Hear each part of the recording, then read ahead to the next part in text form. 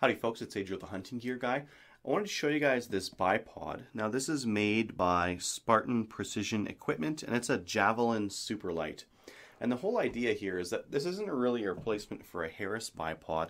Instead, this is a ultralight bipod that you would use if you had to go hiking and hunting and go out really far. And the primary thing here is that it's very, very light. So we've got carbon fiber legs on here, aluminum, a little bit of stainless, and lots of these magnets to kind of hold things together. So it's very interesting. Let's take a closer look. Now, as you can see, this bipod comes in a really nice box. It's got nice felt lining here. It's got little slots for all the tools and that kind of thing. And the bipod itself sits really nicely in this cradle here. So the packaging is quite a bit nicer. This is more like unboxing an iPhone than unboxing, like, let's say, most of the other bipods out there. You'll see that there's one screw missing here, and that's because I've already installed it on a rifle. There is a flat base option, and then there's a rounded base option here as well. You can see it's kind of got a curve to it, and that's so it'll hug to a rounder bottom stock. And then, I'm having troubles getting it out here, but oh, there it goes. There's a Allen key as well. So there's our Allen key. Let's look at a couple of features on this bipod here. Now, one of the ones that you're probably wondering about how this thing hooks up is that it actually uses a magnet. It's got a very strong magnet right at the top here. And what that does is works with a screw that goes in instead of your sling swivel, and has got some very strong magnets to hold it in place. So that's what's going to hold it on there. And it'll go in through a lightweight aluminum adapter. So this is going to go in through here, and it's going to get screwed in instead of your sling swivel, right? So your stud will be replaced by this guy. You can use either the machine screw kind of thread, or it's got a coarser kind of a thread here. Let me just pull that guy out.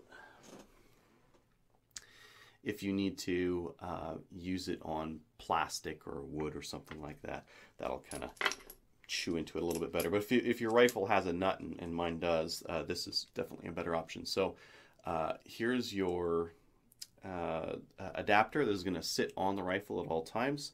And then this guy is just going to get plugged in when it needs to, and it'll just hold it in place because it's got some magnets there, and it's not super easy to take off, and you wouldn't want it to be super easy to take off, but it comes off fairly quickly. Just talk about a couple of the features on this. We've got this dial here, and what that's doing is letting us loosen off the cant on it. So there's our cant adjustment. You can see there it's quite large. We do get a lot of cant out of that thing. And you just kind of tighten it down, and then it just kind of gives it a smooth friction kind of a thing. So that dial there is adding friction. This dial, by the way, is meant to be facing forward when you've got this thing mounted. And that's, I guess, one of my only criticism for this bipod is that I think I'd rather have the bipod kind of facing me, so that if I had it out, I could grab that dial really easily instead of having to grab it from the other side. Now, the whole idea with this bipod is this isn't something that you leave on your rifle. That's the reason why it's got those magnets and this easy connect to disconnect system on here. Instead, this is supposed to stay folded like this in your pocket or in a drink holder or something like that. This is kind of nicely sized to what a beverage holder or container would be, so it would fit really nicely in there. So you take it out, you mount it on your rifle, and you pop out your leg, and then you're off to the races. So this is not meant to be something that's mounted all the time on your rifle, but there's some advantages to that because it stays nice and slim, and it stays out of the way, and it is very light. It's only about 5 ounces or 130-ish grams. I'll put the actual weight on my website. Just starting with these feet here, let's just go down here. They've got a really nice rubber to them. I don't know how well you can see that, but it's like this softer style rubber, so very nice. When you loosen these feet, you can pull them out. You can set them for whatever length you want to, and then just kind of tighten them down. And that's holding them pretty stiff. Let's just see if I can pull it out and pull it. And you can obviously choose the friction that you want to push on. And that's way more friction there, or weight that's going to go onto the front of a rifle anyways. They will go out to about yay long. And one of the cool things that's on these rifles is that if you pull off the rubber feet, they've got these tungsten little tips here on the end, and these are meant to do a better job with rock or ice, so they'll kind of dig in almost like a spike. But although they are like concave on the inside, so they're not meant to like dig in. They're meant to just like provide a lot more abrasiveness and adhesion in those circumstances. So that's our feet, and that's how you adjust the length of the legs on these things. Now, personally, if I had to adjust this bipod, I might try to adjust it before I actually put it on the rifle. So if I was shooting, I don't know, down into a valley or something like that, so I was prone and I needed a little bit more height, I might just pop both legs out really quickly before I actually mounted it to the rifle. And the reason is that when you mount it to the rifle, it's a little bit far forward, and you don't really, it's kind of hard to twist legs when they're all the way out there. So there's that to consider. Now here's what the adapter looks like just mounted on a rifle, and you can see that screw in there. Again, all I did was I pulled my sling stud off, I popped this guy in. It's still got this hole here kind of on the, like, built in, so you can run a sling if you want to. And this is actually not that bad. This isn't as obtrusive as like a big Picatinny rail section or something like that you'd run on a rifle that you wanted to have a quick detach bipod on.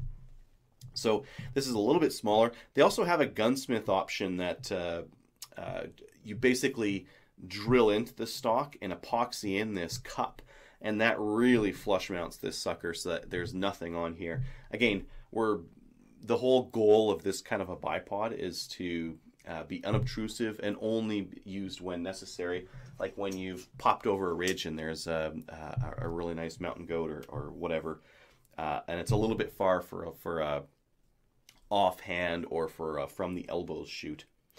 So to mount the bipod into this cup, you're going to take your bipod and just pop it in. That's it.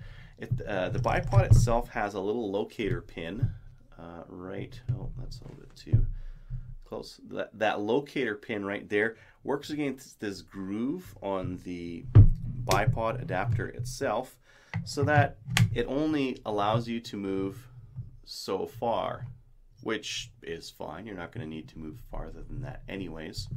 But that's it. I mean, so as you can see here, it does swivel quite easily. There's not really a lot of resistance, and that's by design because all we've got is this magnetic surface to that screw down there for resistance. So there's not a heck of a lot of resistance going back and forth. Not the worst. I mean, if you've got these feet down and they're offering a little bit of resistance and it helps to move it, that's not so bad. Our cant resistance is settable, like you can set it, and I prefer that because I've had some bipods where the cant was like too easy and the rifle just flopped around on the bipod, and that's not what I want. I want it nice and stiff on there. So it's nice being able to set it, and you can see now it's quite stiff just to move it back and forth. So it's not going to move without trying to. So again, just to show our use case here, we've got a rifle without the bipod on it. We need a bipod. We're in a situation where we need it. We can turn the rifle over, slap that bipod in, pull the leg out. This can be done quietly if you want to. You just pull it out, and then we pop it forward. You can see that it will swivel quite easily again, but that the cant can be adjusted with this dial to be pretty stiff. Now, if it's already deployed and you think that you need to pull the legs out a little bit more, really I would pull it off, just because you're going to be prone, and wiggling when dealing with this kind of stuff while prone is a little bit interesting and frustrating. I would just pull it off to pull those legs out a little bit more, reinstall it, and then pop it out again, and then you've got that longer stance to it.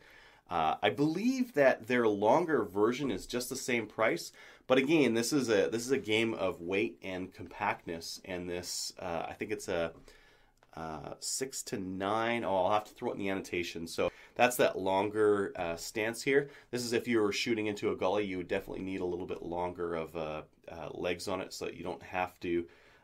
You know, if you're shooting into a gully, your rifle back will have to be a little bit farther down, and you'll need the legs to be quite a bit longer.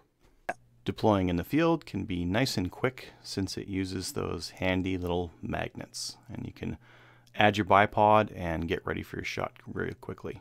So again, really quickly, that was the Spartan Precision Javelin Ultralight bipod. A really light bipod meant to sit in your pocket until the need arises, and then you've got a bipod, right? So bipod in a minute kind of a thing is really what this is. Now there are some other bipods that are trying to do this. There's the Novapod. It's right around $500 US, depending on where you can get it. I didn't actually find any dealers here in Canada that would offer it, but maybe there's some that are out there. So this is a lot more inexpensive, and the build quality on it is really good.